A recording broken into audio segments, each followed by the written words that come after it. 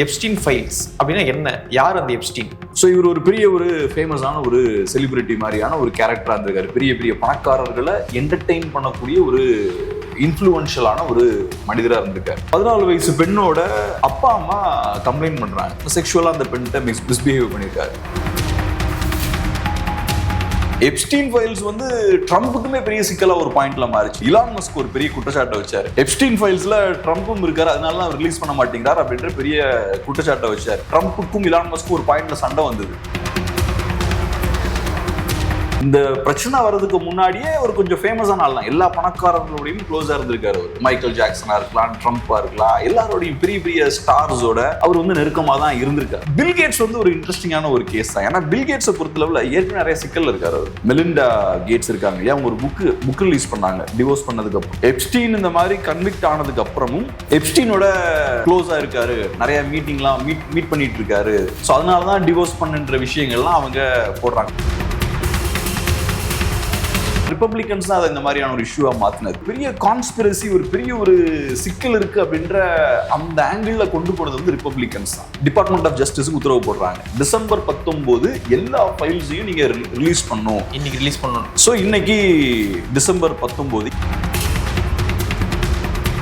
இந்தியாவில இருந்தும் பல முக்கியமான பிரபலங்கள் அவங்களுடைய பேர் அதுல அடிபட்டு இருக்கு, அவங்களுடைய போட்டோஸ்லாம் அதுல இருக்கு. தீபக் சோப்ரா கனெக்ட் பண்றாங்க, அதே மாதிரி அனில் அம்பானியை கனெக்ட் பண்றாங்க.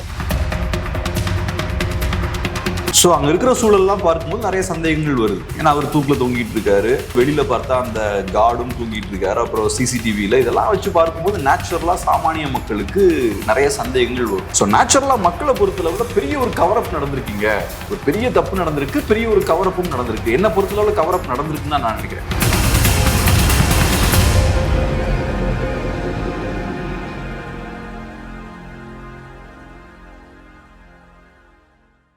தமிழ் தடம் நேயர்களுக்கு வணக்கம். நம்மோடு உரையாட ஊடகவியலாளர் திரு கேப்ரியல் இணைந்திருக்காங்க. வாங்க பேசலாம். அதற்கு முன்பாக நம்ம தொடர்ந்து வைக்கக்கூடிய ஒரு கோரிக்கை தான், சப்ஸ்கிரைப் பண்ணிட்டு வீடியோ பாருங்க அப்படின்னு சொல்லிட்டு இருக்கோம்.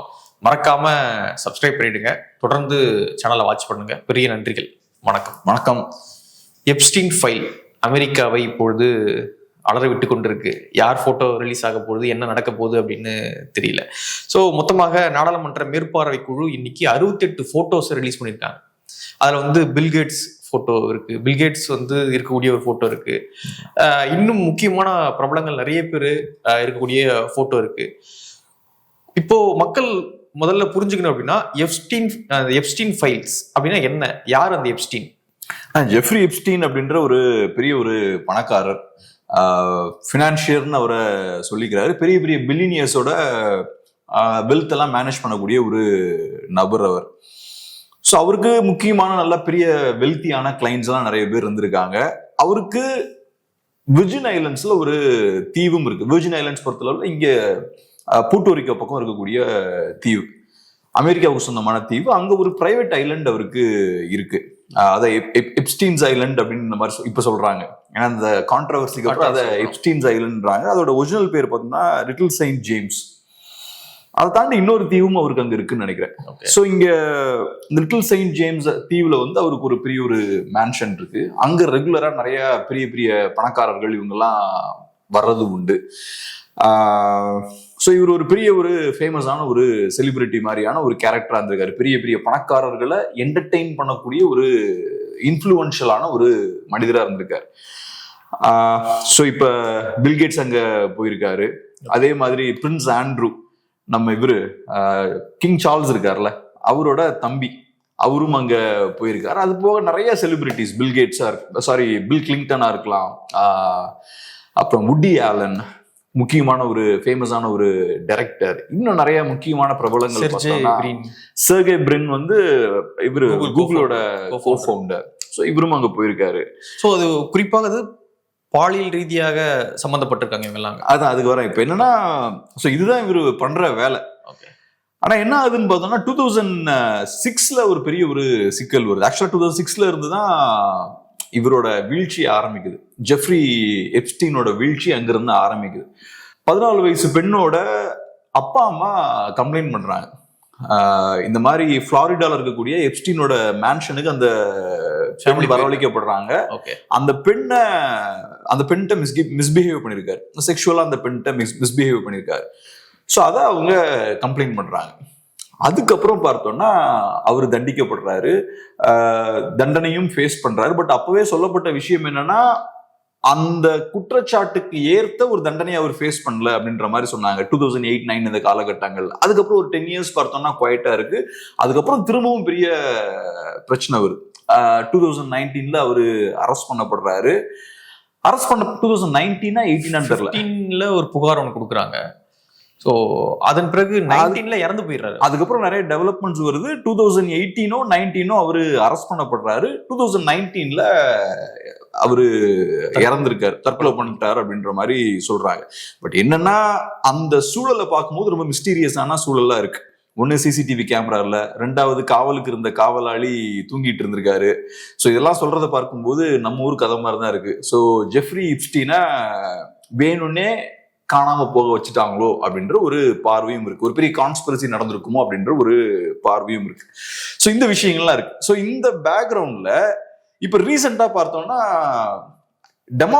ரிப்பப்ளிகன்ஸ் இதை சாலிடா யூஸ் பண்ணாங்க. பவருக்கு வரதுக்கு முன்னாடி டெமோக்ராட்ஸை டார்கெட் பண்றது ரிப்பப்ளிகன்ஸ் இதை யூஸ் பண்ணாங்க. ஸோ அதனால ட்ரம்ப் பவருக்கு வரதுக்கு முன்னாடி ஒரு 5 years பார்த்தோம்னா இது லைம் லைட்லயே இருக்கு. எப்ஸ்டீன் ஃபைல்ஸை கவர் பண்றாங்க. நான் வந்து எப்ஸ்டீன் ஃபைல்ஸ் எல்லாம் ரிலீஸ் பண்ணுவேன், ஃபுல்லா பப்ளிக் முன்னாடி நான் அதை ரிலீஸ் பண்ணிடுவேன் அப்படி இப்படின்னு ட்ரம்ப் எல்லாம் பேசிக்கிட்டே இருக்காரு. ஸோ அது லைம் லைட்லயே இருக்கு. அதுக்கப்புறம் ட்ரம்ப் பவருக்கு வந்ததுக்கு அப்புறம் அந்த விஷயத்த பண்ண ஆரம்பிக்கிறாரு. ஸோ இப்ப பார்த்தோம்னா இப்ப ரிலீஸ் ஆகுதுல, இன்னைக்கு ரிலீஸ் ஆயிருக்கு அந்த போட்டோஸ் இருக்குல்ல, இதே மாதிரி ஏற்கனவே நிறைய டாக்குமெண்ட்ஸ் ரிலீஸ் பண்ணிருக்காங்க. ஒரு 3 times ரிலீஸ் பண்ணாங்கன்னு நினைக்கிறேன். மொத்தமாக வந்து கிட்டத்தட்ட 95,000 போட்டோஸ் இந்த மாதிரி இருக்கு அப்படின்றாங்க. ஆமா, ஒரு நிறைய ஃபைல்ஸ் இருக்கு இன்னும். ஸோ அதெல்லாம் அது பேசுவோம், அது ரிலீஸ் பண்ண போறாங்க. ஸோ நான் சொன்னது போல இப்ப லேட்டஸ்டா சில போட்டோஸ்லாம் ரிலீஸ் பண்றாங்க. இதுக்கு முன்னாடியும் ஒரு 3 பேட்ச்ல அதை ரிலீஸ் பண்ணாங்கன்னு நினைக்கிறேன். இது 4வது பேட்ச்னு நினைக்கிறேன். இந்த விஷயங்கள் இப்ப நடந்துட்டு இருக்கு. பட் இன்ட்ரெஸ்டிங்கான ஒரு விஷயம் என்னன்னா, இந்த 4வது பேட்ச்ல நிறைய பேரோட போட்டோஸ்லாம் ரிலீஸ் பண்ணிருக்காங்கல்ல. ஒன்னு பில் கேட்ஸ், அப்புறம் செர்கே பிரின், அவரும் பெரிய ஒரு இண்டஸ்ட்ரியலிஸ்ட், அப்புறம் நாம் சாம்ஸ்கி, முக்கியமான ஒரு லெப்டிஸ்ட் இன்டெலெக்சுவல் அவரு, அப்புறம் ஸ்டீவ் பேனன், ட்ரம்போட பழைய அட்வைசர், அவரோட போட்டோவும் இருக்கு. அவர் உட்காந்து ஒரு டேபிள் உட்காந்து டிஸ்கஸ் பண்ற மாதிரி ஒரு போட்டோ. இந்த போட்டோஸ் எல்லாமே வந்து அவர் கூட அந்த எப்ஸ்டீன் கூட இருக்க மாதிரியான போட்டோஸ் தான், இருக்கிற நார்மலான போட்டோஸ் இல்ல. எப்ஸ்டீனோட கூட இல்ல. இப்ப பில் கேட்ஸோட போட்டோ பார்க்கும்போது ஒரு பெண்ணோட இருக்காரு. அந்த மேன்ஷன்ல இருக்கிற போட்டோஸ் அவ்வளவுதான். ஓகே. அப்புறம் வுட்டி ஆலனோட போட்டோ, வுட்டி ஆலன் பார்த்து அதை மூஞ்செல்லாம் கவர் பண்ணிட்டு இருக்காரு. வயசான மனுஷன், ரொம்ப சின்னதா இருக்காரு. வுட்டி ஆலன் 90 years மேல இருக்கும்னு நினைக்கிறேன், அரௌண்ட் 90 இருக்கும்னு நினைக்கிறேன் அவரோட போட்டோ. மோஸ்ட்லி எல்லாருமே பார்த்தா டெமோக்ராட்ஸா இருக்காங்க. இப்ப பில்கேட்ஸ் வந்து ஓப்பனா தன்னை டெமோக்ராட்னு சொல்லிக்கிட்டது கிடையாது. பட் கமலா ஹாரிஸுக்கு கேம்பெயினுக்கு ஒரு $50 million அவர் ஸ்பெண்ட் பண்ணார். அந்த வகையில ட்ரம்ப் கண்டிப்பா அவர் விரும்ப மாட்டார். ஸோ இவரும் பார்த்தோம்னா டெமோக்ராட். செர்கே பிரின்னும் டெமோக்ராட்ஸுக்கு ஹெவியா ஃபண்ட் பண்ண ஒரு பிசினஸ் மேன். அதே மாதிரி நாம் சாம்ஸ்கி சொல்லவே வேண்டாம், கம்ப்ளீட்டா அவர் ட்ரம்ப்புக்கு எதிரான ஒரு மனிதர். அவர் ஒரு லெஃப்ட். ஸ்டீவ் பேனன் மட்டும்தான் ட்ரம்போட ஆளு. ஸ்டீவ் பேனன் ட்ரம்ப்புக்கு அட்வைசரா இருந்தவர். அப்புறம் கொஞ்சம் எக்ஸ்ட்ரீமான ஆள், கொஞ்சம் மீடியால கொஞ்சம் ஃபேமஸான ஆளும் கூட. ஸோ அவர் மட்டும் அந்த பில்ல ஃபிட் ஆக மாட்டேங்கிறாரு. வுட்டி ஆலனும் அதே மாதிரி தான். வுட்டி ஆலனும் கம்ப்ளீட்டா ட்ரம்ப்புக்கு எதிரான ஒரு ஆள் தான். அவரும் டெமோக்ராட்ஸை சப்போர்ட் பண்ணக்கூடியவர், டெமோக்ராட்ஸை ஃபண்ட் பண்ணக்கூடிய ஒரு இண்டிவிஜுவலும் கூட. ஸோ இதுல கான்ஸ்பிரசிலாம் இருக்கான்னு எனக்கு தெரியல. பட் ஓவராலா நான் பார்க்கும்போது எனக்கு அந்த பிக்சர் கிடைச்சது. இதுல பார்த்தோம்னா மோஸ்ட்லி எல்லாருமே ப்ரோ டெமோக்ராட்ஸா இருக்காங்க. டெமோக்ராட்ஸை நல்லா ஸ்ட்ராங்கா பேக் பண்ணக்கூடிய ஆட்களா இருக்காங்க. அதே போல இதுக்கு முன்னாடி பார்த்தோம்னா பில்கேட்ஸ் சம்பந்தமான டாக்குமெண்ட்ஸையும் ரிலீஸ் பண்ணாங்க. ஸோ பில்கேட்ஸுக்கும் தொடர்பு இருக்கிற மாதிரி ரிலீஸ் பண்ணாங்க. இப்ப என்னன்னா, இவங்க எல்லாம் தப்பு பண்ணாங்கன்னு கிடையாது, ஏதோ ஒரு வகையில எப்ஸ்டீனோட கனெக்ஷன்ல இருந்திருக்காங்க, ஏதோ ஒரு வகையில அந்த மேன்ஷனுக்கு போயிருக்காங்க அப்படின்றத மட்டும்தான் இது எஸ்டாப்ளிஷ் பண்ணுது. இவங்க எல்லாம் ஏதோ தப்பு பண்ணிட்டாங்க அப்படின்ற இடத்துக்கு நம்ம போக முடியாது. ஸோ இப்போதைக்கு இந்த விஷயம் இருக்கு. இன்ஃபேக்ட் எப்ஸ்டீன் ஃபைல்ஸ் வந்து ட்ரம்ப்புக்குமே பெரிய சிக்கலா ஒரு பாயிண்ட்ல மாறிச்சு, நமக்கு தெரியும். பட் இவரு இலான் மஸ்க் ஒரு பெரிய குற்றச்சாட்டை வச்சாரு. எப்ஸ்டீன் ஃபைல்ஸ்ல ட்ரம்ப்பும் இருக்காரு, அதனால தான் ரிலீஸ் பண்ண மாட்டேங்கிறார் அப்படின்ற பெரிய குற்றச்சாட்டை வச்சாரு. ட்ரம்ப்புக்கும் இலான் மஸ்க்கும் ஒரு பாயிண்ட்ல சண்டை வந்தது. த பிக் பியூட்டிஃபுல் பில்லுன்னு நினைக்கிறேன். அந்த பில்ல இலான் மஸ்க் எதிர்த்தார். அப்புறம் ட்ரம்ப் வந்து எப்பவும் மாதிரி இதெல்லாம் இலான் மஸ்க மிரட்டினாரு. உடனே இலான் மஸ்க் அடுத்தது இந்த ஒரு பிட்டை போட்டாரு, ட்ரம்ப்போட நேமும் எப்ஸ்டீன் ஃபைல்ஸ்ல இருக்கு அப்படின்ற விஷயத்த சொன்னார். அப்ப ட்ரம்ப் அதை ரொம்ப ஸ்ட்ராங்கா அதை எதிர்த்தார். ட்ரம்ப் ஆக்சுவலா ஒரு காலத்துல எப்ஸ்டீனோட ரொம்ப க்ளோஸ். 90s பார்த்தோம்னா எப்ஸ்டீனோட க்ளோஸா இருந்திருக்காரு, நிறைய டிராவல் பண்ணியிருக்காரு. அந்த எப்ஸ்டீன் ஐலண்டுக்கு போல, அதை தாண்டி மற்ற இடத்துக்குலாம் அவரு ட்ரம்ப் போயிருக்காரு. அதுக்கப்புறம் அவங்க 2 பேரும் இல்லை போல. ஸோ இந்த டேட்டாலாம் வச்சு பார்க்கும்போது 90s வந்து நிறைய டிராவல் பண்ணியிருக்காரு, எப்ஸ்டீனை நிறைய தடவை மீட் பண்ணியிருக்காரு. அந்த விஷயம் நடந்திருக்கு. ஸோ அதனால இப்ப என்ன நடந்திருக்குன்னா, ஒரு முக்கியமான ஒரு பெரிய ஒரு முதல்ல வந்து ஒண்ணு சிக்கியிருக்கு. ஸோ அதோட சேர்ந்து முக்கியமான பெரிய பணக்காரர்கள் நிறைய பேர் பார்த்தோம்னா இப்ப மாட்டிருக்காங்க. இதுல ஏதோ ஒரு வகையில கனெக்ட் ஆயிருக்காங்க, மாட்டிருக்காங்கன்னு சொல்ல முடியாது. இந்த விஷயம் ஏன் முக்கியத்துவம் பெறுது அப்படின்னு பாத்தீங்கன்னா, மைனர் கேர்ள்ஸை வந்து பாலியல் தொழில அவர் ஈடுபடுத்துறாரு அப்படின்றதான் இதனுடைய கோரா இருக்கு. ஸோ அவங்கள வந்து முக்கியமான ஆட்கள் எக்ஸ்ப்ளாய்ட் பண்றாங்க அப்படின்றதான் இது முக்கியமான கோரா இருக்குது. எக்ஸாக்ட்லி, ஆமா ஆமா. ஸோ அந்த ஒரு விஷயம் அங்க நடந்திருக்கு. ஸோ அதுதான் அவர் மேல வைக்கப்படுற பெரிய ஒரு குற்றச்சாட்டும் கூட. அவங்கள பணத்தை காட்டி ஆசை காட்டி உள்ள கூப்பிடுறது, மசாஜ் சர்வீஸ் அப்படின்ற மாதிரிலாம் சொல்லி உள்ள கொண்டு வருது. அதுக்கப்புறம் ஸ்லோவா அவங்கள இந்த விஷயத்துக்குள்ள இழுத்துறது. ஸோ இந்த வகையில நிறைய பேரோட லைஃப்பை வந்து அவங்க சீலடிச்சிருக்காங்க. நிறைய பேர் இந்த தொழிலுக்குள்ள அவங்க கொண்டு வந்திருக்காங்க. இதை யூஸ் பண்ணி பெரிய பெரிய செல்வந்தர்களை என்டர்டெயின் பண்றது, இந்த விஷயங்கள்லாம் பண்ணியிருக்காரு. எப்ஸ்டீனும் அவரோட அப்ப இருந்த கேர்ள் ஃப்ரெண்ட், அவங்க பேர் எனக்கு ஞாபகம் இல்லை, அவங்க 2 பேரும் சேர்ந்து அதை செய்யறாங்க. ஸோ ஒரு பாயிண்ட்டுக்கு அப்புறம் அது வெளியே வருது. வெளியே வரும்போது இனிஷியலா பெரிய இந்த மாதிரியான தாக்கத்தை ஏற்படுத்தல. குறிப்பா நான் என்ன சொல்லுவேன்னா, ரிப்பப்ளிகன்ஸ் தான் அதை இந்த மாதிரியான ஒரு இஷ்யூவா மாத்தினது. ஃபர்ஸ்ட் இது ஓகே, ஒரு பெரிய ஒரு பில்லியனியர் மாட்டிட்டார் அப்படின்ற மாதிரி இருந்தது. ஆனா இது ஒரு பெரிய கான்ஸ்பிரசி, ஒரு பெரிய ஒரு சிக்கல் இருக்கு அப்படின்ற அந்த ஆங்கிள் கொண்டு போனது வந்து ரிப்பப்ளிகன்ஸ் தான். ஸோ ரிப்பப்ளிகன்ஸ் எதிர்கட்சியா இருக்கும்போது அக்ரெசிவான ப்ரெஷரை போடுறாங்க. ஸோ இப்போ இன்னொரு முக்கியமான டெவலப்மெண்ட் என்னன்னா, இப்போ ரீசெண்டா தி எப்ஸ்டீன் ஃபைல் டிரான்ஸ்பரன்சி ஆக்ட் அப்படின்ற ஒரு ஆக்டை கொண்டு வராங்க. ஸோ அந்த ஆக்டின் படி இப்ப டிஓஜேக்கு உத்தரவு போடுறாங்க, டிபார்ட்மெண்ட் ஆஃப் ஜஸ்டிஸுக்கு உத்தரவு போடுறாங்க. நவம்பர் 19 இந்த உத்தரவு போடுறாங்க. டிசம்பர் 19 எல்லா ஃபைல்ஸையும் நீங்க ரிலீஸ் பண்ணும், பப்ளிக்கு முன்னாடி டிரான்ஸ்பரண்டா இருக்கணும் அப்படின்ற விஷயத்த சொல்றாங்க. இன்னைக்கு ரிலீஸ் பண்ணணும். சோ இன்னைக்கு டிசம்பர் 19, இங்க நம்ம இந்தியால டிசம்பர் 19, அங்க அதிகாலையிலேயே இருக்கும். அநேகமா நாளைக்கு நிறைய முக்கியமான டேட்டாஸ் வருவதற்கான வாய்ப்பு இருக்கு. ஸோ ஏன்னா டிசம்பர் 19 அவங்க சொல்றாங்கன்னா நைட்டு 11:59 வரைக்கும் டைம் இருக்கு அவங்களுக்கு. ஸோ அதனால நாளைக்கு நிறைய விஷயங்கள் எதிர்பார்க்கலாம், நிறைய புகைப்படங்கள்லாம். ஆமா, இப்போதைக்கு எதுவும் அந்த மாதிரி ரிலீஸ் ஆகல. இப்போதைக்கு டிஓஜே இன்னும் ரிலீஸ் பண்ணல. ஸோ இன்னைக்கு அந்த வகையில முக்கியமான ஒரு நாளும் கூட. ஓகே, இந்திய அரசியல்ல வந்து ஒரு விஷயம் இருக்கு என்னன்னா, இந்த ஆட்சி இருக்கும்பொழுது நாங்க வந்து அந்த வழக்கை தோண்டி விசாரிப்போம் அப்படின்னு சொல்லுவாங்க. அதன் மூலியமாக ஒரு பொலிட்டிக்கல் கெயினை தேடுவாங்க. அவங்க வந்து அந்த மாதிரி இவங்க வழக்கை நாங்க எடுத்து விசாரிப்போம், கொடநாடு வழக்கு அந்த மாதிரிலாம் வந்து சம்திங் சொல்லுவாங்க. ஸோ அதே போல வந்து இந்த எப்ஸ்டீன் ஃபைல்ஸ் அப்படின்றது வந்து அமெரிக்கால ஒரு பொலிட்டிக்கல் சார்ந்த ஒரு விஷயமாக இருக்கா? பொலிட்டிக்கல் சார்ந்து அவங்களை வீக் பண்ணலாம், இவங்களை ஸ்ட்ராங் பண்ணலாம் அப்படின்ற மாதிரி போயிட்டு இருக்கா இது? யூஎஸ்ல டெஃபினட்டா பொலிட்டிக்கலாவும் எப்ஸ்டீன் ஃபைல்ஸ் வந்து பெரிய ஒரு இம்பாக்டை ஏற்படுத்தியிருக்கு. குறிப்பா 2019 எப்ஸ்டீன் இறந்திருக்கிறத பார்க்கிறாங்க. ஸோ அங்க இருக்கிற சூழல்லாம் பார்க்கும்போது நிறைய சந்தேகங்கள் வருது. ஏன்னா அவர் தூக்கில தொங்கிட்டு இருக்காரு, அது ஒண்ணு. ரெண்டாவது வெளியில பார்த்தா அந்த கார்டும் தூங்கிட்டு இருக்காரு. அப்புறம் சிசிடிவில இதெல்லாம் வச்சு பார்க்கும்போது நேச்சுரலா சாமானிய மக்களுக்கு நிறைய சந்தேகங்கள் வரும். ஸோ அந்த சந்தேகங்கள் இருக்கு, பெரிய பேசு பொருளா இது மாறுது. எப்ஸ்டீன் எல்லா பணக்காரங்களோடய ரொம்ப க்ளோஸா இருந்திருக்காரு.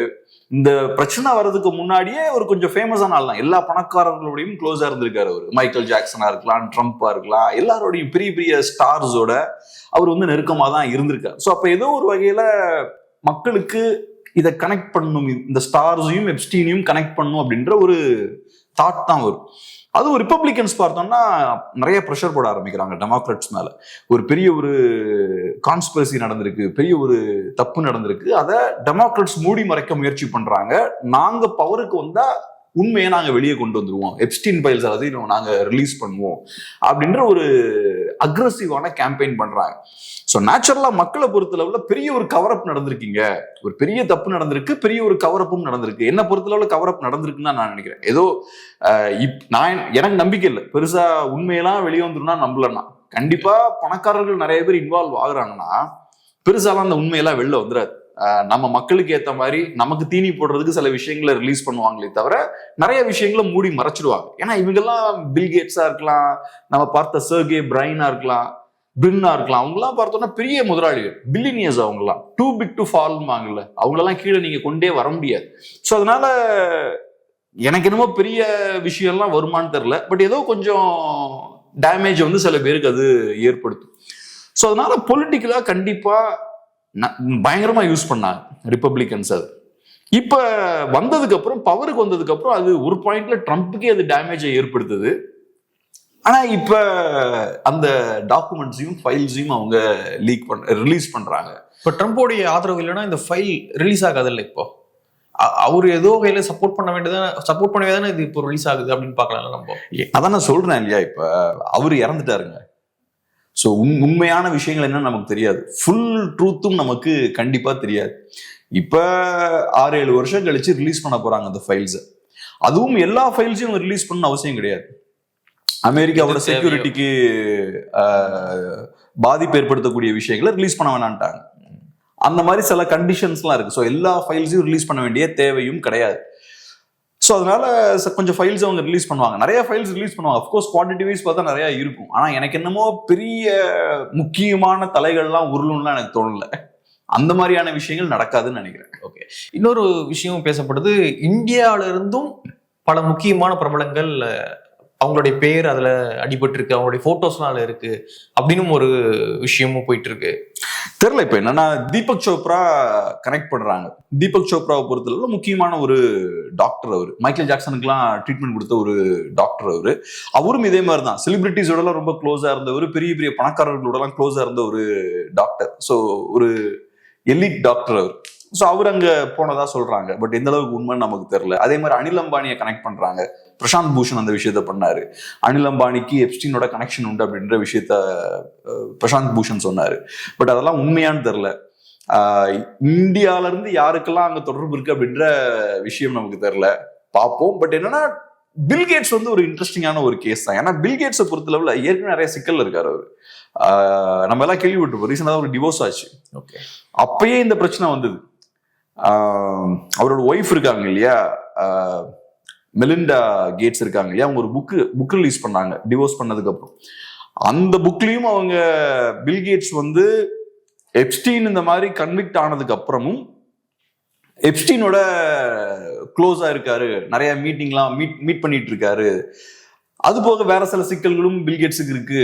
ஸோ அதனாலதான் டிவோர்ஸ் பண்ணுன்ற விஷயங்கள்லாம் அவங்க போடுறாங்க. ஸோ நாங்க சில வேல்யூஸை ப்ரொமோட் பண்றோம், ஆனா அந்த வேல்யூஸுக்கு எதிரான செயல்பாடுகள்ல பில்கேட்ஸ் ஈடுபடுறாரு, ஸோ அதனாலதான் டிவோர்ஸ் பண்ண அப்படின்ற மாதிரி அந்த விஷயங்கள்லாம் மென்ஷன் பண்றாங்க.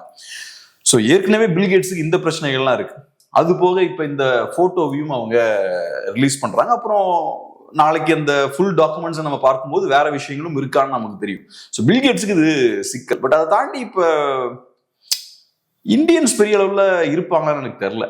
நான் பார்த்தாலும் இந்த 2 பேரோட பேர் வந்து அடிபட்டு இருக்கு. ஒன்னு தீபக் சோப்ரா, இன்னொன்னு அனில் அம்பானி. அனில் அம்பானி பாவம் இப்ப ரொம்ப பிசினஸ் எல்லாம் லாஸ் ஆகி ரொம்ப வீக்கா தான் இருக்காரு. ஆனா இது நடந்தது முன்னாடி. ஆமா. ஸோ அனில் அம்பானி என்ன பண்ண முடியும்னு தெரியல. அவர் அங்க இருக்காருன்னு நமக்கு தெரியல. தீபக் சோப்ராவும் இப்ப ரொம்ப ஆக்டிவா இல்ல. முன்னாடி ரொம்ப ஃபேமஸ், ஆக்சுவலா 90s தான் ரொம்ப ஃபேமஸா இருந்தார். இப்ப ரொம்ப ஆக்டிவா எல்லாம் இல்ல அவருமே. ஓகே, நம்ம கொஞ்ச நாளைக்கு முன்னாடி வந்து ஹாலிவுட்ல இருக்கக்கூடிய அந்த டார்க் சைட்லாம் பேசிட்டு இருந்தோம், அந்த போதை சம்பந்தமான ஒரு டார்க் சைட் பேசியிருந்தோம். இப்ப பாத்தீங்கன்னா அரசியல் ரீதியாக தொழிலதிபர்கள்லாம் வந்து பாலியல் ரீதியாக வேற ஒரு டார்க் சைடு வந்து இப்போ அமெரிக்கால பேசுபொருளா மாறி இருக்கு. நிறைய விஷயங்கள் தொட்டு டார்க் சைடு அமெரிக்கால இருக்கா, எப்படி பாக்குறீங்க? அதெல்லாம் இருக்கும்ல. இப்ப சாதாரணமா ஒருத்தன் ஒரு 15-20,000 ரூபாய் சம்பாதிக்கலாம்னு வச்சுப்போம். அவனோட டார்க் சைடு என்னவா இருக்கும்? நைட் போய் டாஸ்மார்க்ல போய் உட்காந்து குடிக்கிறது, அதை தாண்டி வேற சில விஷயங்கள்லாம் பண்ணுவாங்க. இது அவங்களோட டார்க் சைடுல. ஸோ 20,000 ரூபாய் சம்பாதிக்கிறவனோட டார்க் சைடு பார்த்தோம்னா ரொம்ப சாதாரணமா இருக்கும். ரெண்டாவது அது ரொம்ப சீக்கிரட்டாவும் இருக்காது. ஏன்னா 20,000 ரூபாய் சம்பாதிக்கிறவங்க சொசைட்டில நிறைய பேர் இருப்பாங்க. ஸோ அவங்க நிறைய பேர் அந்த மாதிரி அந்த இடத்துக்கு போகும்போது அதை சீக்கிரட்டா வைக்க முடியாது, அது கொஞ்சம் ரொம்ப ஓப்பனா இருக்கும். ஆனா பில்லியனியர்ஸோட கம்யூனிட்டி ரொம்ப சின்னதா இருக்கும். பிளஸ் அவங்ககிட்ட நிறைய பணமும் இருக்கும். ஸோ அவனுக்கு பிரைவசியும் மெயின்டைன் பண்ண முடியும். பில்லியனியர் கிளப்ல எவ்வளவு பேர் இருப்பாங்க? ரொம்ப கம்மியான ஆட்கள் தான் இருப்பாங்க. 200 பேர் 300 பேர் இருப்பாங்க. அதுலயும் இந்த மாதிரி அல்ட்ரா ரிச் பீப்புள்லாம் பார்த்தோம்னா ரொம்ப கம்மியா தான் இருப்பாங்க. ஸோ ஒரு சைட்ல பார்த்தா பெரிய பெரிய பில்லியனியர்ஸ், இன்னொரு சைட்ல அவங்கலாம் என்டர்டெயின் பண்றதுக்கு வுட்டி ஆலன், சினிமா டைரக்டர்ஸ், அப்புறம் கெவின் ஸ்பேசிலாம் அங்க வருவார் போல, கெவின் ஸ்பேசி மாதிரியான ஆக்டர்ஸ். ஸோ பில்லியனியர்ஸும் அவன் பார்ப்பாங்களா, டிவி உட்காந்து பில்லியனியர்ஸ் எல்லாம் பார்ப்பாங்க. ஸோ பில்லியனியர்ஸுக்கு சில ஆக்டர்ஸை பிடிக்கும், சில ஆக்டர்ஸை பிடிக்கும், அவங்களெல்லாம் அங்க அந்த இடங்களுக்கு வர வைக்கிறது. ஸோ அவங்களுக்கு ஒரு ரிலாக்ஸேஷன் மாதிரி ஏதாவது இருந்திருக்கும்னு நினைக்கிறேன். அதை தாண்டி இந்த விஷயமும் நடந்திருக்கு, இந்த மாதிரியான தவறான விஷயங்களும் நடந்திருக்கு. பட் ஓவரால் அந்த ஸ்பேஸ் எப்படி கிரியேட் ஆயிருக்குன்னு பாக்குறேன்னா, இந்த மாதிரியான தேவைகள் அவங்களுக்கு இருக்கு பாருங்க. பில்லியனியர்ஸுக்கு அவங்களுக்கு ஒரு கம்யூனிட்டிக்கான தேவை இருக்கு பாருங்க. அங்க இருந்து ஆரம்பிக்கும்னு பாக்குறேன். ஆனா அங்க பார்த்தோம்னா ஏகப்பட்ட இல்லீகலான ஆக்டிவிட்டிஸும் அங்க நடக்குது. பெர்வர்ஷன் வாங்க இல்லையா, அந்த மாதிரியான விஷயங்களும் அங்க இருந்திருக்கு. ஆனா இதெல்லாம் என்னன்னா, எனக்கு என்னமோ நம்பிக்கை இல்லை, இவங்கெல்லாம் பெருசா ஃபுல்லாலாம் விட மாட்டாங்க. ஏன்னா இந்த பெரிய பெரிய பில்லியனியர்ஸ்லாம் கவர்மெண்ட்ஸே வளைக்கக்கூடிய ஸ்ட்ரென்த் உள்ளவங்கலாம். இவங்களுக்கு எதிரான டாக்குமெண்ட்ஸ் எல்லாம் ஃபுல்லாலாம் விட மாட்டாங்க. கண்டிப்பா ரொம்ப பவர்ஃபுல்லா இருப்பாங்க அவங்கலாம். ஈவன் மஸ்கை கூட இன்வைட் பண்ணாரு போல எப்ஸ்டீன். ஆனா எலான் மஸ்க் போலையாம். ஸோ அதான் லிட்டரலா ட்ரம்ப்பையும் இன்வைட் பண்ணியிருக்காரு போல. ட்ரம்ப் நான் எடுத்த ஒரு நல்ல முடிவுல அதுவும் நான் போல அப்படின்ற மாதிரி அவரும் சொல்லியிருக்காரு. ஸோ எல்லா பெரிய பெரிய பில்லியனியர்ஸ் நிறைய பேர் இன்வால்வ் ஆயிருக்காங்க. அவங்களெல்லாம் பெருசா போட்டு நெருக்க முடியாதுன்னு நினைக்கிறேன். ஓகே, வெயிட் பண்ணி பார்க்கலாம் நாளைக்கு என்ன மாதிரியான போட்டோஸ், யாருடைய போட்டோஸா ரிலீஸ் ஆகுது அப்படின்னு. நிறைய விஷயங்களை முழு பகிர்ந்துக்கிட்டீங்க. நன்றி.